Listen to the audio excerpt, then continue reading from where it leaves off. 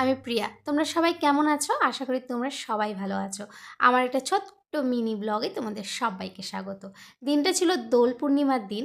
আর যেহেতু বৃহস্পতিবার পূর্ণিমা লেগেছে, সেই কারণে মা ঠিক করেছিল সেই দিনই হচ্ছে ভোগের আয়োজন করবে দুইগুলোর জন্য। তো কিছুদিন যাবৎ আমার গোপাল সোনাও ওখানে আছে। তা আমরা দুজন মিলে ঠিক করি, আর আমি সকাল সকাল রেডি হয়ে চলে যাই। গিয়ে আমি দুইগুলো সোনাকে সুন্দর করে সাজিয়ে দিই, স্নান করিয়ে সাজিয়ে দিই। আর দেখো যে জামা কাপড়গুলো দেখতে পাচ্ছ এগুলো কিন্তু নতুন। যেহেতু দোলযাত্রা সেই কারণে হলুদ আর সাদা রঙটাই চুজ করেছি দুজনের জন্য। এই যে দুজনকে দেখো কেমন লাগছে জানিও, আর ভালো লাগলে অবশ্যই কমেন্টে রাধে রাধে লিখে যাবে।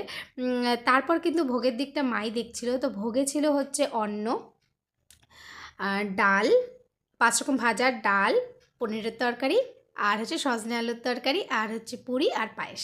তো তারপর আমি সুন্দর করে গুছিয়ে দিই, আরতি করি, গীতা পাঠ হয়, এবং যেহেতু বৃহস্পতিবার পূর্ণিমা সেই কারণে লক্ষ্মীর বাজালেও পড়া হয়। তো সব মিলিয়ে দিনটা কিন্তু দারুণ কেটেছে। লাস্টে মা আর আমি মিলে 2-3টে ছবিও তুলেছি, তোমাদের সাথে সেটাও শেয়ার করব।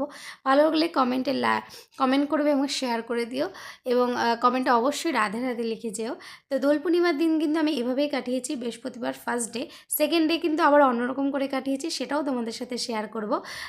দুইগুলো সোনাকে কেমন লাগছে অবশ্যই জানিও। একজনকে পরিয়েছি হলুদ রঙের, আর যে মুকুটগুলো দেখছো এগুলো কিন্তু কলকাতায় যখন গিয়েছিলাম তখন কিন্তু নিয়ে এসেছিলাম। আমার ভীষণ পছন্দর একটা জিনিস, আমার অনেক দিনের ইচ্ছে ছিল এরকম মুকুট আমি গোপাল সোনাকে পরাবো।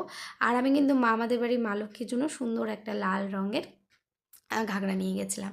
তো যাই হোক, সমস্তটা কমপ্লিট করে খুব তাড়াতাড়ি ফিরেও আসি, কারণ যেহেতু একটু আর্জেন্ট আমার কাজও ছিল। তো যাই হোক, দুজনকে কেমন লাগছে জানিও। ভালো লাগলে লাইক কমেন্ট শেয়ার করে পাশে থেকো।